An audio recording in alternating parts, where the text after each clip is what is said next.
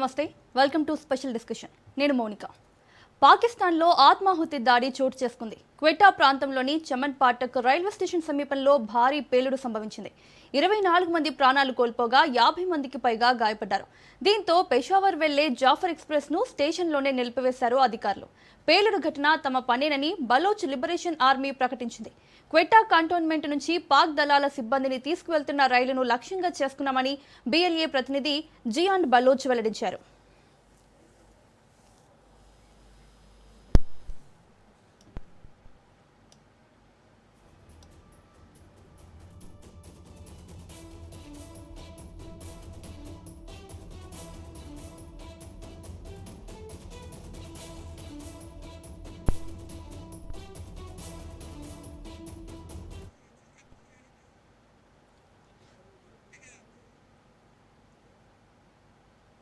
బలోచ్ ఆర్మీలోని మహిళా షైనాజ్ బలోచ్ ఓ వీడియోలో మాట్లాడుతూ పాక్ నేతలు తమ ప్రజలను అణచివేస్తున్నారని ఆవేదన వ్యక్తం చేశారు.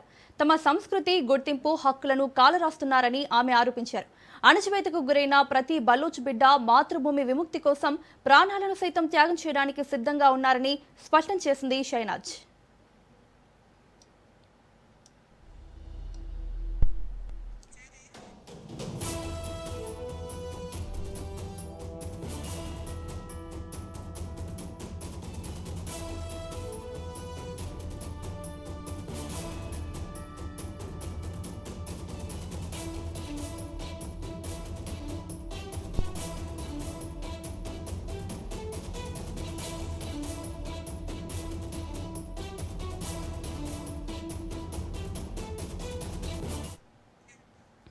బలూచిస్తాన్ పాకిస్తాన్లో భౌగోళికంగా అతిపెద్ద రాష్ట్రం.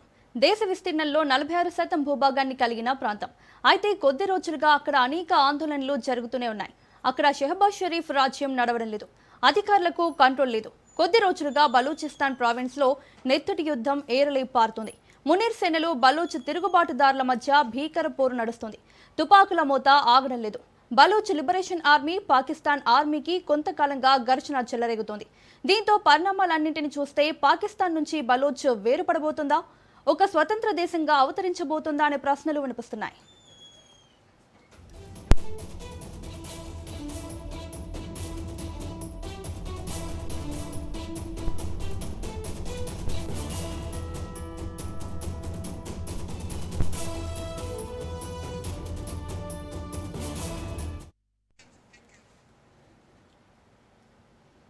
ఇదే అంశంపై చర్చించడానికి విశ్లేషకులు మురళీ మనోహర్ గారు డిబేట్లో పాల్గొంటున్నారు. నమస్తే సార్.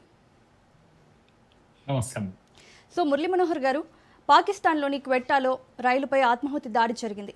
సో ఈ దాడిలో 24 మంది సైనికులు మృతి చెందారు. వారి కుటుంబ సభ్యులు కూడా మృతి చెందారు. సో ఈ దాడికి తామే బాధ్యులమని బిఎల్ఏ ప్రకటించింది. సో బిఎల్ఏ ఎందుకు ఈ దాడులు చేస్తోంది? ఈ దాడుల వెనుక ఉన్న కారణాలేంటి? పాకిస్తాన్ బేసిక్ గా బలూచిస్తాన్ ఇప్పుడు కొత్త సమస్య కాదు. ఇది పాకిస్తాన్ ఏర్పడ్డప్పటి నుంచి కూడా బలూచ్ ప్రజలు ఎప్పుడు పాకిస్తాన్ తో హ్యాపీగా లేరు.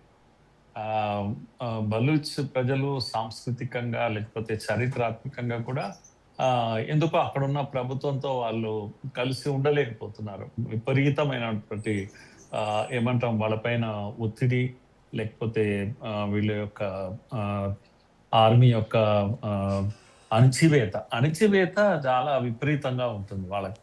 అందుకే వాళ్ళ కాంప్లైంట్ అంతా ఏంటంటే మమ్మల్ని వదిలేసేయండి, మా బ్రతుకు మేము బ్రతుకుతామని వాళ్ళు అంటున్నారు. మీకు లాస్ట్ ఇయర్ కూడా మీకు గుర్తుంటుంది బహుశా. అంటే ఈ మునీర్ సేనలు అంటే పాకిస్తాన్ ఆర్మీ ఎప్పటికప్పుడు ఈ బిఎల్ఎస్ ను బహుశా నేను అనుకుంటాను ఈ 2000 సంవత్సరం తర్వాత ఈ బిఎల్ఏ అనేది ఒకటి ఫామ్ అయింది. బలూచిస్తాన్ లిబరేషన్ ఆర్మీ అని వాళ్ళు ఫామ్ చేసుకున్నారు, పోరాటం మొదలు పెట్టారు. 2000 సంవత్సరంలో బిఎల్ఏ ఏర్పాటు జరిగింది. ఎందుకు అలా అంటే ఈ పాకిస్తాన్ అరాచకాలను, ఆర్మీ అరాచకాలను తట్టుకోవాలంటే మనం కూడా పోరాటం చేయాల్సిందే అని. కనుక బిఎల్ఏ అనేటువంటి సంస్థ 2000 సంవత్సరంలో ఏర్పాటైనప్పటి నుంచి కూడా వాళ్ళు ఆర్మడ్ యుద్ధాలు చేస్తున్నారు. డైరెక్ట్ గా పాకిస్తాన్ పైన యుద్ధమే చేస్తున్నారు. ఆయుధాలు సేకరించుకున్నారు, అన్ని సేకరించుకున్నారు. మనం మర్చిపోకూడని విషయం ఏంటంటే బలూచ్ ప్రజలు వాళ్ళు గిరిజన తెగలకు సంబంధించిన వాళ్ళు. సున్నీకి సంబంధించిన వాళ్ళు అయినప్పటికీ కూడా వాళ్ళు బలూచ్ గిరిజనులు వేరే పాకిస్తాన్ ప్రజలతో ఇదిగా ఉండరు.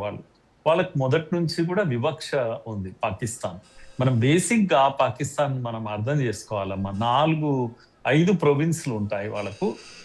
దాంట్లో మేజర్ గా వచ్చేసి ప్రొవిన్స్ అనేది మనము బ్రిటిష్ వాళ్ళు ఉన్నప్పటి నుంచి కూడా మన దేశాన్ని ప్రొవిన్సెస్ గా విభజించారు. అంటే పెద్ద పెద్ద ప్రాంతాలు అవన్నీ కూడా ఇండియాలో కూడా ఉండేటివి. ప్రొవిన్స్లు మనం స్వాతంత్రం వచ్చాక తొలగించుకున్నాం, రాష్ట్రాలను ఏర్పాటు చేసుకున్నాం. వాళ్ళు అట్లా లేదు, వాళ్ళు అవే ప్రొవిన్సెస్ తోటి నడుపుతూ ఉన్నారు. బలూచ్ ప్రొవిన్స్ ఒకటి, సింధు ప్రొవిన్స్ ఒకటి, పంజాబ్ ప్రొవిన్స్ అంటే పాకిస్తాన్ లో ఉండే పంజాబ్ ప్రొవిన్స్ ఒకటి, అలాగే ఈ ఏమంటాము ఈ ఆఫ్ఘాన్ బార్డర్ లో ఉండేటువంటి ప్రొవిన్స్ ఒకటి. ఈ ప్రొవిన్సెస్ అన్ని కూడా పిఓకే కూడా ఒకటి ఉంది అనుకోండి. ఈ పెద్ద పెద్ద ప్రొవిన్సెస్ ఇవి. ఎందుకంటే సెంట్రలైజ్డ్ అడ్మినిస్ట్రేషన్ కొరకు ఈ ప్రొవిన్సెస్ పెట్టుకున్నారు. దాంట్లో అతి పెద్దది బలూచిస్తాన్. బలూచిస్తాన్ ల్యాండ్ ఏరియా బాగా పెద్దది, కానీ జనాభానేమో చాలా తక్కువ. పాకిస్తాన్ జనాభాతో పోలిస్తే 7% మాత్రమే వాళ్ళ జనాభా. ఒక్క మాటలో చెప్పాలంటే 1.8 crores మాత్రమే ఉంటుంది వాళ్ళ జనాభా. కానీ విశాలమైన ప్రాంతం, కొండలు, గుట్టలు, రాళ్ళు, రప్పలు వీటితో ఉన్నప్పటికీ కూడా విపరీతమైన ఖనిజ సంపద ఉంటుంది వాళ్ళ నేలలో. మామూలుగా ఉండదు అసలు. అన్ని ఖనిజాలన్నీ రేర్ ఎర్త్ మెటీరియల్స్. మన ట్రంప్ కూడా అడిగాడు మునీర్ను, తర్వాత మేము ఇస్తామని చెప్పారు. కనుక ఎందుకు ఇస్తామన్నారు పాకిస్తాన్ అంటే, వచ్చి మీరు బెలుస్తాన్ మీరు కబ్జా చేసుకోండి, అక్కడ రేర్ ఎర్త్ మెటీరియల్స్ ఉన్నాయి, తీసుకుపోండి అని చెప్పారు. ఎందుకంటే వీళ్ళ పీడ పోతుంది బలూచిస్తాన్తో. ఈ ఆర్మీని ఖతం చేయాలంటే దీని అమెరికా అయితే చేస్తుంది అని. అలాంటి ఒక పరిస్థితుల్లో సహజ వాయువు, అక్కడ విపరీతమైన సహజ వాయువు ఉంటుంది ఆ నేలలో. 1950లోనే అక్కడ సహజ వాయువు స్వాతంత్రం వచ్చిన నాళ్ళలోనే కనుగొన్నారు. కానీ దాన్ని ఎక్కడికి తీసుకెళ్లారు? సింధు ప్రాంతానికి తీసుకెళ్లారు, పంజాబ్ ప్రాంతానికి తీసుకెళ్లారు. కానీ అక్కడ ఉన్న ప్రజలకు ఇవ్వలేదు వాళ్ళు. ఇలాంటి వివక్ష విపరీతంగా ఉంటుంది బలూచిస్తాన్. అందుకే ఇప్పుడు వాళ్ళు బిఎల్ఏ అనేటువంటి ఆర్మీ పేరుతో తిరగబడడం మొదలుపెట్టారు. ఎంతగా తిరగబడుతున్నారు అంటే, పాకిస్తాన్ ఆర్మీ కనబడితే చాలు. ఇప్పుడు నిన్న జరిగినటువంటి దాడి కూడా ఈ జఫర్ ఎక్స్ప్రెస్, ఇది రెండవసారి కాదు, ఇది 3వసారి ఇదే ఎక్స్ప్రెస్ పైన 2018లో ఒక దాడి జరిగింది, 2023లో ఒక దాడి జరిగింది, ఇప్పుడు ఒక దాడి 23లో మనకు గుర్తుంది. దాన్ని ఏమంటాం, దారి మళ్ళించి తీసుకెళ్లారు. కనుక మీరు ఒక బస్సులో ఒక కారులో తీసుకెళ్ళింది. బిఎల్ఏ వాళ్ళు ఎంత బలమైన వాళ్ళు అంటే, రైలునే దారి మళ్ళించి తీసుకెళ్లారు. అందులో ఒక 60 మంది ఆర్మీ జవాన్లను పట్టుకుంటే సుమారుగా 26 మందిని చంపేశారు కూడా.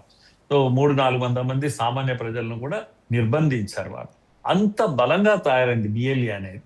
ఇప్పుడు ఈ జఫర్ ఎక్స్ప్రెస్ నిన్న జరిగినటువంటి ఆత్మాహుతి దళాలు దాడి చేసే క్వెట్టా రైల్వే స్టేషన్ దగ్గర ఈ భోగి మంటలు తగలబడ్డాయి పూర్తిగా. ఒక వెహికల్లో వచ్చేసి ఆత్మాహుతి దళాలు దాన్ని ఢీకొన్నాయి అంతే. 2-3 భోగిలు తగలబడ్డాయి. సుమారుగా 50 మంది 100 మంది వరకు గాయాలయ్యాయి. 24-26 మంది చనిపోయారని కూడా చెప్తున్నారు. దాంట్లో అందరూ కూడా ఆర్మీ జవాన్లే ఉన్నారు. పెట్టా నుంచి పంజాబ్ వెళ్తున్నటువంటి జవాన్లు, ఆర్మీ జవాన్లు ట్రైన్ లో వెళ్తారు ఎక్కువ మటుకు. ఎందుకు మళ్ళీ జాఫర్ ఎక్స్ప్రెస్ పైనే దాడి చేస్తారు? ఖైబర్ పఖ్తూన్ లో కూడా మనకు తెలుసు టెర్రరిస్టులు ఉంటారు. తెహ్రీకే పాకిస్తాన్ అని చెప్పేసి ఆ టెర్రరిస్టులు వాళ్ళు కూడా ఈ జఫర్ ఎక్స్ప్రెస్ మీదనే దాడి చేస్తుంటారు. అందుకే పంజాబ్ లో ఇప్పుడు తీవ్రవాదులు, బిఎల్ఏ తీవ్రవాదులు అయితే, తెహ్రీకే తీవ్రవాదులు ఒకవైపు, అనేక వైపు సింధు ప్రాంతం కూడా విడిపోతానంటుందమ్మా ఇప్పుడు వాళ్ళ నుంచి. కనుక నిన్న జరిగినటువంటి దాడి అది మామూలు దాడి కాదు. అసలు పాకిస్తాన్ అంత ఆర్మీ ఉన్నటువంటి పాకిస్తాన్ కూడా ఫుల్ ఫ్లెడ్జ్ యుద్ధానికి దిగాల్సినటువంటి ఒక పరిస్థితి ఏర్పడ్డది. మరి ఏం చేస్తుంది అనేది మనం చూడాలి. రేపో మాపో మనకు తెలుస్తుంది. తమ ప్రజల పైన తామే యుద్ధం చేసేటువంటి ఒక పరిస్థితి మనం చూస్తున్నామమ్మా. ఎస్ మనోహర్ గారు, సో ఉగ్రవాదాన్ని పెంచి పోషించే పాకిస్తాన్కు బిఎల్ఏ చేసిన ఈ ఆత్మాహుతి దాడి అనేది ఊహించని దెబ్బ కొట్టిందనుకోవచ్చా? ఎస్, అంటే వీళ్ళు ఎప్పటి నుంచో ఎదురు చూస్తున్నారు. అంటే బిఎల్ఏ ఈ విధమైన చర్యలకు పూనుకుంటుందని పాకిస్తాన్కు తెలుసు. కానీ పాకిస్తాన్ యొక్క పరిస్థితి అనేక సమస్యలతో సతమవుతా ఉంది. వాళ్ళకి తిండి లేదు, మొదలు పైగా ఫుయిల్ అనేది దొరకడమే లేదు. అక్కడ అమ్మకానికి ఫుయిలే లేదు. ఏదో రేటు సరే 50% పెరిగింది, 300 రూపాయలు అయింది లీటర్, అది కూడా దొరకడం లేదు. అది కనుక అనేక కష్టాల్లో ఉన్నారు. ఈ సమయంలో బిఎల్ఏ చేసినటువంటి దెబ్బ ఇది అంటే తిరుగులేని దెబ్బ ఇది. వాళ్ళు కోలుకోలేరు ఇప్పుడున్నటువంటి పరిస్థితుల్లో. మామూలు తిరుగుబాటు కాదు ఇది. ఈ పాకిస్తాన్ యొక్క దుస్థితిని మనకు తెలియజేస్తుంది. బలూచిస్తాన్ లాస్ట్ ఇయరే మనకు తెలుసు, మనం ఆపరేషన్ సింధూర్ సమయంలోనే వాళ్ళు మమ్మల్ని ప్రత్యేక దేశంగా ఇచ్చేయండి, ప్రకటించండి అని చెప్పి యుఎన్ఓకు తర్వాత ఇండియాకు కూడా ఒక అప్పీల్ పెట్టుకున్నటువంటి విషయం మనందరికీ తెలుసు. వాళ్ళ జెండాను ప్రకటించారు, వాళ్ళ ఏమంటాము మ్యాప్ ను ప్రకటించారు. మీర్ యాక్ బలూచ్ అని చెప్పేసి వాళ్ళ యొక్క లీడర్, బలూచ్ లీడర్ ఇతను వాళ్ళ యొక్క ఆర్మీ లీడర్, ఇతనే మనకు కూడా పంపించారు. మాకు ఎంబసీని కూడా ఏర్పాటు చేయండి ఇండియాలో, మమ్మల్ని గుర్తించండి ఓ బలూచ్ రిపబ్లిక్ అని చెప్పేసి, రిపబ్లిక్ ఆఫ్ బలూచ్ అని మమ్మల్ని గుర్తించండి అని వాళ్ళ దేశం పేరు కూడా ప్రకటించారు. మనం అప్పుడప్పుడు సోషల్ మీడియాలో కూడా చూసాం. ఒక మహిళ, ఈ బలూచ్ లేడీ కషీఫ్ చౌదరి అని చెప్పేసి, ఆమె బలూచ్ రిపబ్లిక్ సర్వీస్ కమిషన్ పరీక్ష కూడా పాస్ అయినటువంటి లేడీ, అక్కడ తాను బలూచ్ కు కమిషనర్ గా అపాయింట్ అయినట్టుగా మనం వీడియోలు చూసాం.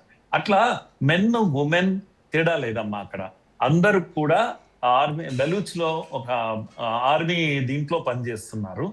కనుక మహిళా సైనికులు కనిపిస్తున్నారు. వాళ్ళు అంటే టెర్రరిస్ట్ అందామా లేకపోతే సైన్యం అన్నాలో మనకు తెలియదు. ఇప్పుడు ఈ ప్రకటన కూడా షైనాజ్ అనేటువంటి ఒక మహిళ, ఆర్మీ మహిళ ఈ ప్రకటన చేసింది. ఆ ముట్టడించినటువంటి ప్రకటన, ఇది మా పనే, మేమే చేశాము, పాకిస్తాన్ బుద్ధి చెప్పడానికే చేశాము అంటూ ఇంకొక మాట అన్నది మనము గుర్తుపెట్టుకోవాలి. ఎంత విరోచిత పోరాటం వల్లదంటే, మనల్ని అణిచివేస్తున్నారు, బలూచ్ ప్రజలను అణిచివేస్తున్నారు పాకిస్తాన్. మన సంస్కృతి, మన యొక్క జీవన విధానాన్ని వీళ్ళు గుర్తించరు, ఏ రోజు కూడా గుర్తించరు. మనకు పౌర హక్కులు అనేవే లేకుండా పోయినాయి, కాలరాస్తుంది పాకిస్తాన్.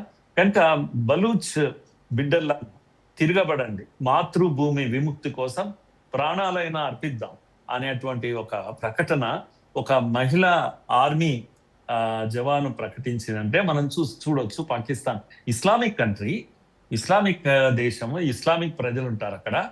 కానీ మనం చూస్తున్నది ఎటువంటి తీవ్రవాద సంస్థ బిఎల్ఏ అంటే, మహిళలతో ఉన్నటువంటి, ఇజ్రాయెల్లో మీకు కనబరుస్తుంది ఆ విధమైనటువంటి మహిళలు, ఇది తుపాకీ గన్ ట్రైన్ ఉన్నటువంటి మహిళలు, అలాంటి మహిళలు మనకు బలూచిస్తాన్ లో కనిపిస్తున్నారమ్మా.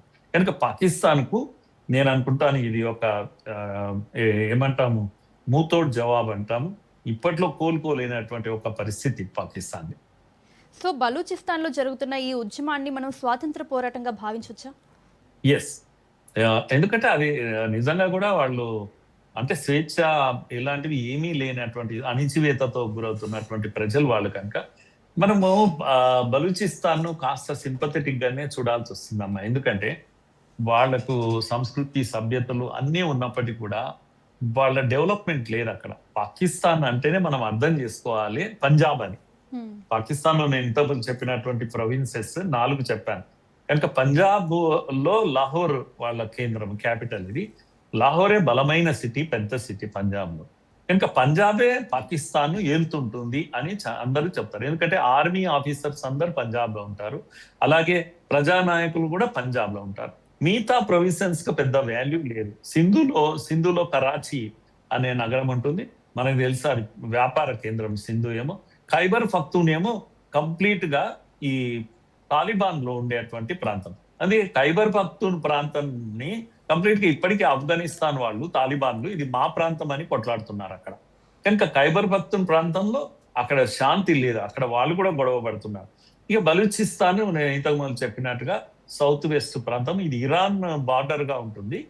కనుక ఇక్కడ వీళ్ళు కూడా, అందుకే వీళ్ళు ఎంత వెనుకపడ్డారు అంటే, వీళ్ళకు తినడానికి గతి లేదు, హాస్పిటల్స్ లేవు వీళ్ళ దగ్గర, స్కూల్స్ లేవు, కాలేజెస్ లేవు, డెవలప్మెంట్ అసలే లేదు. ఇంతకుముందు నేను చెప్పినట్టుగా వీళ్ళకు అవేంటివి సహజ వనరులు ఎన్ని ఉన్నప్పటికీ కూడా డెవలప్మెంట్ అంటూ లేనటువంటి ఒక పరిస్థితి అన్నట్టు. కనుక ఇలాంటి ఒక వివక్షతో కూడుకున్న ప్రాంతం కనుక ఈ ప్రజలు తిరుగుబాటు అనేది చేస్తూ ఉన్నారు. ఇది 24లో జరిగినటువంటి దాడిలో కూడా చాలా మంది చనిపోయారు. అప్పుడు ఇదే దీనిపైన రైలు పైన దాడి చేశారు. 18లో కూడా ఈ దాడి జరిగింది. కనుక ఈ జాఫర్ ఎక్స్ప్రెస్ అనేది ఎందుకో ఏమో కానీ ఆ పాకిస్తాన్ ఆర్మీ వెళ్ళేటువంటి ట్రైన్ కనుక అందరూ దానిపైనే దాడి చేస్తుంటారు. అందుకే ఓ రకంగా చెప్పాలంటే ఇండియా కూడా సింపథెటిక్. ఇంకో విషయం మర్చిపోకూడదు మనము, పాకిస్తాన్ లో హిందువులు ఖాళీ అయిపోయారు. అక్కడ హిందువుల జనాభా పడిపోయింది, పారిపోయారు, లేకపోతే మతం మార్చుకున్నారు. హిందువులు అనేవాళ్ళు ఆల్మోస్ట్ లేరు, 1% కూడా లేరు. కానీ ఇప్పటికీ హిందువులు ఎక్కడైనా బ్రతుకున్నారు పాకిస్తాన్ లో అంటే ఒక్క బలూచిస్తాన్లే ఉన్నారన్న, పెద్ద సంఖ్యలోనే ఉన్నారు. ఎందుకు అంటే అక్కడ వాళ్ళపైన అణిచివేత లేదు. బలూచ్ గిరిజనులు వాళ్ళు ఇస్లామిక్ ఇదైనప్పటికీ కూడా, ముస్లింలు అయినప్పటికీ కూడా హిందువులను బాగా చూసుకుంటారు. కలిసి అక్కడ ఒక పెద్ద టెంపుల్ ఉంటుందమ్మా, ఇంగ్లీష్ మాత అని చెప్పేసి, అంగ్లీష్ మాత అనే ఒక టెంపుల్ ఉంటుంది, చాలా పెద్ద టెంపుల్. కనుక హిందువులు అందరూ అక్కడికి వెళ్తూ ఉంటారు. ఇలాంటి ఒక భిన్నమైన వాతావరణం బలూచిస్తాన్ లో ఉంటుంది. అందుకే బలూచ్ ప్రజలు ఇప్పుడు ఏం కోరుకుంటున్నారంటే, మమ్మల్ని వదిలేసేయండి, మా బ్రతుకు మేము బ్రతుకుతాము అని ఇండిపెండెంట్ గా ఉండాలని కోరుకుంటున్నారు. మనం ఎప్పుడు గుర్తిస్తామో తెలియదు, కానీ ఎప్పుడో ఒకసారి గుర్తించక తప్పదు. UN కూడా వాళ్ళు రిక్వెస్ట్ చేశారు, ప్రత్యేక దేశంగా ప్రకటించాలి అనేది వాళ్ళ యొక్క కోరిక. మనకు ఐడియా ఉండాలి, బలూచ్ దగ్గరనే ఇది కూడా చైనా కూడా తన యొక్క నేవీ స్టేషన్, అక్కడ పెద్ద స్టేషన్ ఏర్పాటు చేసుకున్నది. కనుక చైనాకు బలూచిస్తాన్ గుండా రోడ్డు ఇచ్చి మీరు అక్కడ నిర్మాణం చేయనంటే చేశారు. కానీ ఈ బలూచ్ ఆర్మీ యొక్క లిబరేషన్ ఫ్రంట్ యొక్క దాడుల కారణంగా చైనా కూడా అక్కడికి రాలేకపోతుంది. తాను నిర్మాణం చేసిన నేవీ ఇదంతా కూడా వేస్ట్ అయిపోతుంది ఇప్పుడు. అలా పాకిస్తాన్ అనేక కుట్రలు చేస్తుంది, చైనాకు కొంత భాగాన్ని ఇవ్వడానికి, అమెరికాకు రేర్ ఎర్త్ మెటీరియల్స్ తీసుకెళ్ళమని చెప్పేసి ఇలా వేరే వేరే దేశాలకు ఇచ్చి అక్కడ ఉన్న BLAను కంట్రోల్ చేయాలనుకుంటుంది, తన చేత కాకపోవడం వల్ల. అందుకే ఇండియా కూడా ఒక భారతీయులుగా మనం కూడా సింపతి చూపిస్తున్నాం వాళ్ళపైన. POK కానీ, బలూచిస్తాన్ కానీ, ఈవెన్ పఖ్తూన్ ఏరియా కానీ, ఇవన్నీ కూడా ఎప్పుడో ఒకసారి ఎప్పుడు లిబరేట్ అవుతాయో తెలియదు. సింధ్ ప్రాంతంలో కూడా చాలా గొడవలు ఉన్నాయి. ఇప్పుడు సింధ్ ప్రాంతంలో కాస్త వ్యవసాయం బాగా జరుగుతుంది. మనందరికీ తెలుసు, సింధు నది నీళ్లు మనం ఆపేశాం కనుక ఫస్ట్ పంజాబ్కి వస్తుంది, పంజాబ్ నుంచి సింధు ప్రాంతానికి వస్తుంది. పంజాబ్ ఏమంటుంది, అక్కడ పెద్ద ఇది కట్టాలి, ఆనకట్ట కట్టాలి అనేటువంటి ఒక ప్లాన్ చేసి, అది కనుక కడితే సింధుకు నీళ్లు అసలే ఉండవు. ఇవన్నీ గొడవలు ఉన్నాయి వాళ్ళ మధ్యన. నీళ్ళు అయితే ఇప్పుడు అసలే లేవు, మనమే ఆపేశాం.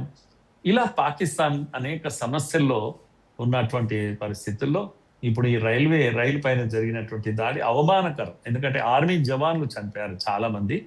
భయపడుతుంది ఓ రకంగా పాకిస్తాన్. ఇండియాతో యుద్ధం చేయడమా, ఇంకెవరితో యుద్ధం చేయడమా పక్క పెట్టేసి ఇప్పుడు ఆఫ్ఘనిస్తాన్తో యుద్ధం చేయలేకపోతుంది. ఆఫ్ఘనిస్తాన్కు ఇదేది ఎయిర్ ఫోర్స్ లేదు, అసలు నేవీ అంటే వాళ్ళకి తెలియదు. ఉన్నదంతా ఒకటి ఉందంటే గెరిల్లా పోరాటాలు చేస్తారు వాళ్ళు.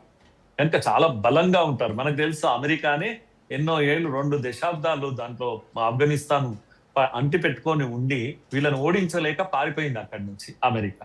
అలాంటి బలమైనటువంటి వీళ్ళు అక్కడ ఉంటారు. కనుక వాళ్ళు ఆ కోణంలో ఉండి గెరిల్లా పోరాటాలు చేయడంలో ప్రసిద్ధి. బెలూచిస్తాన్ లో కూడా సపరేటిస్ట్ ఫోర్సెస్ ఉన్నాయి.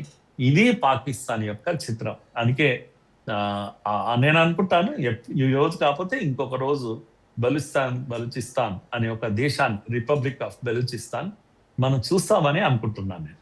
ఎస్ సార్, ఒకవేళ బలూచిస్తాన్ ప్రత్యేక దేశంగా ఏర్పడకపోతే స్వయం ప్రతిపత్తి ఇచ్చే పరిస్థితులు ఏమైనా ఉంటాయంటారా? ఇస్తే ఏమైనా పరిస్థితులు మారుతాయా?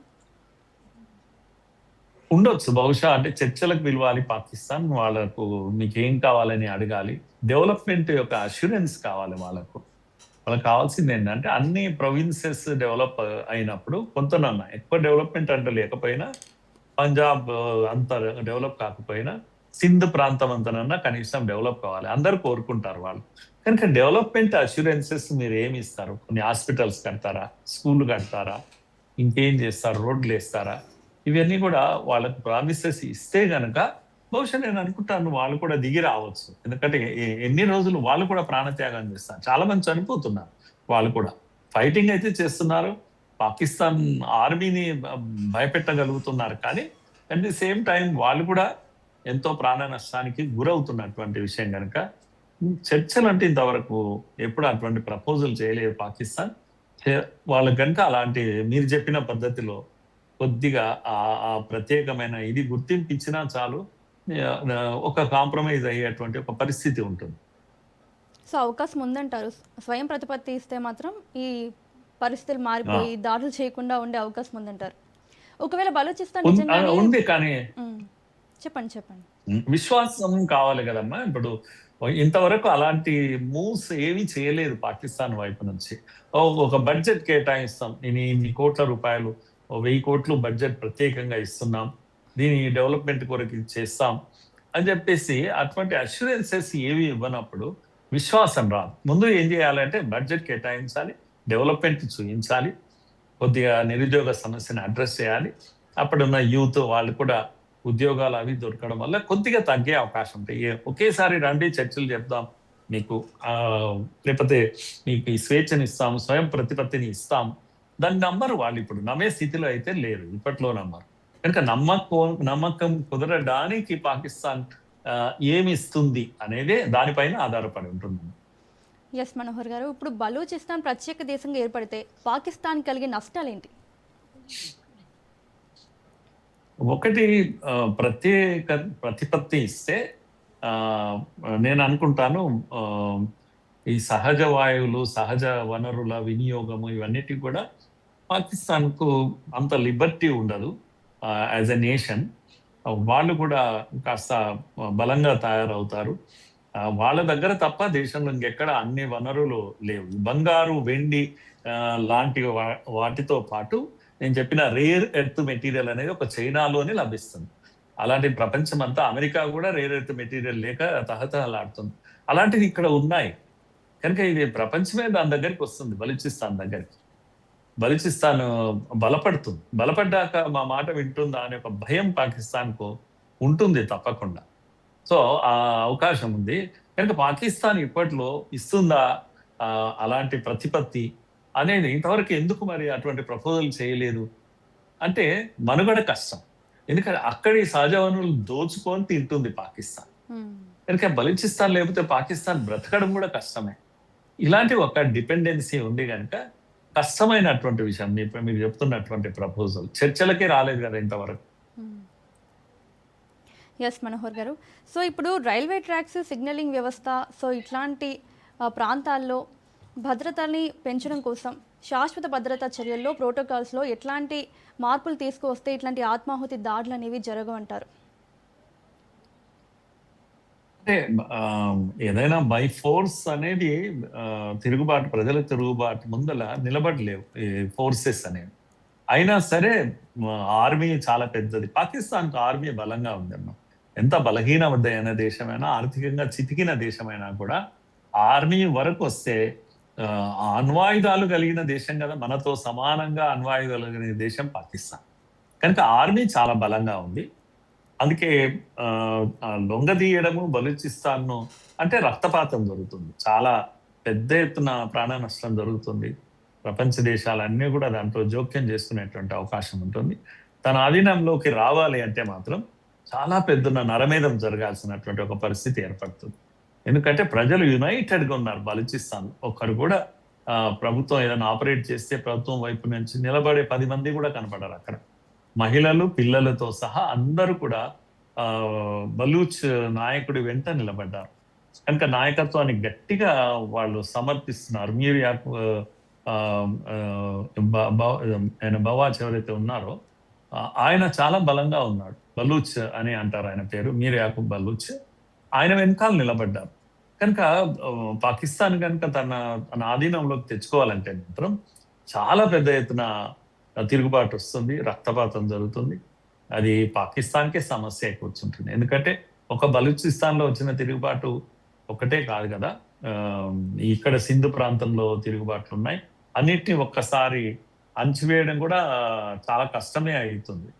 ఖైబర్ పఖ్తూన్ అయితే ఇప్పటికే యుద్ధం జరిగింది, మనకు తెలుసు కదా. మిసైల్ దాడులు చేయించింది ఆఫ్ఘనిస్తాన్ పైన పాకిస్తాన్. కనుక అక్కడ ఆ వైపు యుద్ధం, ఈ వైపు యుద్ధం, కనుక ప్రాణ నష్టం అలాంటిది పాకిస్తాన్ ఇప్పట్లో నేను కట్టడి చేయగలుగుతుంది బలూచిస్తాన్ అని నేను అనుకోవడం లేదు. సమస్య పరిష్కారం కనిపించడం లేదు. ఎవరైనా విదేశీ, ఎవరైనా అమెరికా నుంచి ఎవరైనా జోక్యం చేసుకొని బలూచిస్తాన్ కాన్ఫిడెన్స్ లోకి తీసుకుంటే చెప్పలేం, కానీ పాకిస్తాన్కు వాళ్ళ మాట వినే పరిస్థితిలో లేరమ్మా ఇప్పుడు. Yes sir. సో బలూచిస్తాన్ పరిస్థితులు అనేవి భవిష్యత్తులో బంగ్లాదేశ్ లిబరేషన్ వార్ తరహా పరిణామాలకు దారితీసే అవకాశం ఉందా? ఉంటుంది. బంగ్లాదేశ్కు ఉన్న అడ్వాంటేజ్ అంతా ఏంటి అంటే ఇండియా ఉండడం. కనుక అక్కడ బాధితులందరూ ఇండియాకు వచ్చేసారు. ఇండియా వెళ్ళి అక్కడ శరణార్థులకు మనం భోజనం పెట్టాం, వాళ్ళ కోసం యుద్ధం చేశాం. కోట్ల మంది మన దేశానికి వచ్చారు అప్పట్లో. కనుక వాళ్ళకు భోజనం పెట్టలేక మనం కూడా పాకిస్తాన్తో యుద్ధం చేసి పాకిస్తాన్ను అడ్డుకోగలిగినాం. ఎందుకంటే బంగ్లాదేశ్ ఇండియా దీంట్లో ఉంది, ఆల్మోస్ట్ ఇండియా ఆధీనంలో ఉన్నట్టుగా లెక్క. పాకిస్తాన్ ఒకవైపు, బంగ్లాదేశ్ ఇంకోవైపు. కనుక పాకిస్తాన్కు దాన్ని నిలబెట్టుకోవడం చాలా సమస్య. కానీ ఇది అట్లా కాదు, ఆలోచిస్తాం కంప్లీట్ గా పాకిస్తాన్ ఆధీనంలో ఉంటుంది. ఒకవైపు సముద్రం ఉంటుంది, ఇంకొక వైపు ఆఫ్ఘనిస్తాన్ ఉంటుంది, ఇంకొక వైపు ఇరాన్ ఉంటుంది. కనుక ఇరాన్లో కూడా మనము ఈ బలూచ్ గిరిజనులు ఎవరైతే మనం ఇంతకుముందు చెప్పినామో సున్నీ గిరిజనులు, వీళ్ళు కొంతమంది ఇరాన్లో ఉంటారు. ఇరాన్లో వాళ్ళు కూడా ఏమంటున్నారంటే గ్రేటర్ బలూచిస్తాన్ అడుగుతున్నారు. మేము ఇరాన్ నుంచి విడిపోతాం, బలూచిస్తాన్లో కలుస్తామని కొంత భాగాన్ని వాళ్ళు అడుగుతున్నారు. కానీ ఇరాన్ అంగీకరించదు, అది సమస్య. కనుక ఇరాన్ బలూచిస్తాన్ కోసం, బలూచిస్తాన్ లిబరేషన్ కోసం ఇరాన్ నిలబడే రోజు వస్తే, ఎట్లయితే ఇండియా నిలబడ్డదో అలా ఇరాన్ కనుక నిలబడితే అది సాధ్యం. బలూచిస్తాన్ ఒక ఇండిపెండెంట్ కంట్రీగా వచ్చే అటువంటి అవకాశం ఉంటుంది. ఇప్పట్లో అటువంటి సూచనలు ఏమీ కనిపించడం లేదు. ఒకటి నేను ఆ మాట ఎందుకన్నా అంటే, ఇరాన్ మనందరికీ తెలుసు షియా కంట్రీ. కనుక వీళ్ళు అక్కడ ఉన్న ఈ గిరిజన తెగలు ఎవరైతున్నా వీళ్ళు సున్నీలు. కనుక ఈ సున్నీల దాడి ఎక్కువైపోతే, సమస్య ఎక్కువైతే వాళ్ళు కూడా తిరుగుబడుతున్నారు. అక్కడ ఇరాన్లో కూడా తిరగబడుతున్నారు. కనుక సమస్య పరిష్కరిద్దాం అని కనుక కూర్చుంటే ఇరాన్ చేయగలుగుతుంది, బలూచిస్తాన్ను లిబరేట్ చేయగలుగుతుంది ఇండియా చేసినట్టు. చూడాలి, ఇదంతా కూడా ఆషామాషి వ్యవహారం అయితే కాదని అనుకుంటున్నాను. ఎస్ మనోహర్ గారు, అండ్ మీరే అన్నారు ఇంతకుముందు పాక్ ఆర్మీ చాలా బలంగా ఉంటుందని చెప్పేసి. మరి ఈ విధంగా పేలుడు పదార్థాలతో కూడిన ఒక కారు ఈ రైల్వే ట్రాక్ సమీపంలోకి వచ్చే వరకు కూడా అక్కడున్న ఇంటెలిజెన్స్ ఏజెన్సీస్ అనేవి ఎందుకు గుర్తించలేకపోయాయి? అసలు ఈ ఇంటెలిజెన్స్ బలూచ్ ఏరియాలో పనిచేయడం లేదమ్మా, ఎవరిని ఉండనివ్వడం లేదు వాళ్ళు. కనుక అక్కడ బ్యాంకులు కానీ, అక్కడ ఇవి కానీ వ్యవస్థలు ఇవి కూడా పాకిస్తాన్ ఆధీనంలో లేవు. ఏ ఆఫీసెస్ కూడా నడిపితే బలూచ్ ప్రజలు నడిపేవే సేఫ్ గా ఉన్నాయి. పాకిస్తాన్ నుంచి వచ్చే వాళ్ళు ఎవరు కూడా అక్కడ సేఫ్ గా ఉండట్లేదు. కనుక ఇంటెలిజెన్స్ కు కొంత తెలిసినా కొంత వీళ్ళు పనిచేయలేనటువంటి ఒక పరిస్థితి. గెరిల్లా పోరాటాలు అనేటివి పెద్ద పెద్ద బలమైన ఆర్మీని కూడా ఢీకొట్టగలుగుతాయమ్మా. నేను ఇంతకుముందు చెప్పిన ఆఫ్ఘనిస్తాన్ లో గెరిల్లా పోరాటాలు, వాళ్ళకు ఆ కొండలు కోనలు టెరెయిన్ అంటాం, ఆ టెరెయినే వాళ్ళకి బలం అన్నట్టు. ఎలా అయితే ఇరాన్లో కూడా కొండలు కోనలు ఆఫ్ఘనిస్తాన్ నుంచి అలాగే ఇరాన్ వరకు వెళ్తాయి. ఆ కొండ కోనల్లే వాళ్ళకి బలం. అందుకే అమెరికా ఈ రోజు వరకు కూడా ఇరాన్ లోకి వెళ్ళడం లేదు. వెళ్తే వీళ్ళు బ్రతకలేరు అమెరికా జవాన్. కనుక ఈ గెరిల్లా యుద్ధం, వియత్నాం పైన అమెరికా యుద్ధం చేసింది, చాలా రోజులు చేసింది. అంత పెద్ద అమెరికా ఓడిపోయింది వియత్నాం చేతులు. ఎందుకు అంటే ఈ గెరిల్లా పోరాటాలు వాళ్ళ టెరెయిన్ ఏదైతే ఉందో ఆ భూభాగము వాళ్ళకి బలం అన్నట్టు. అక్కడ ఏ కొండకు వెళ్ళాలి, ఏ కోణంలోకి వెళ్ళాలి, ఎక్కడ దాచుకోవాలి, ఎక్కడి నుంచి దొంగ దెబ్బ తీయాలి, ఇది ఆఫ్ఘనిస్తాన్ ప్రజలకు, తాలిబాన్లకు బాగా తెలుసు. అందుకే తాలిబాన్లు బయటకు వస్తే గెలవరు, కానీ మనం తాలిబాన్ దగ్గర పోతే మనం ఓడిపోతాం. అలాంటి ఒక బలం, స్థాన బలం అంటాం, వాళ్ళకు ఉంటుంది. అలాగే బలూచిస్తాన్ లో కూడా అంతే. ఇక్కడ కూడా కొండ కోనలు ఉంటాయి, ఇక్కడ కూడా గెరిల్లా దాడులు చేస్తారు. కనుక పాకిస్తాన్ ఇంత బలమైన దేశమైనా బలూచిస్తాన్ చుట్టూ ఎవరు రాకుండా కాపాడగలుగుతారు, కానీ బలూచిస్తాన్ లోపలికి వెళ్ళి వాళ్ళను ఇది చేయలేని ఒక పరిస్థితి ఇప్పటికీ కనబడుతుంది. చూడాలి, బలమైన నో డౌట్ అసలు పాకిస్తాన్ బలమైన ఆర్మీ ఉంది, పైనుంచి వైమానిక దాడులు చేయగలుగుతుంది, తన ప్రజలను తాను చంపుకోవాలి, మరి మిసైల్స్ తో దాడులు చేయాలి చేస్తే. కనుక ద్రోణులతో దాడి చేయాలి. చేసినప్పుడు తమ ప్రజలే చనిపోయేది కదా.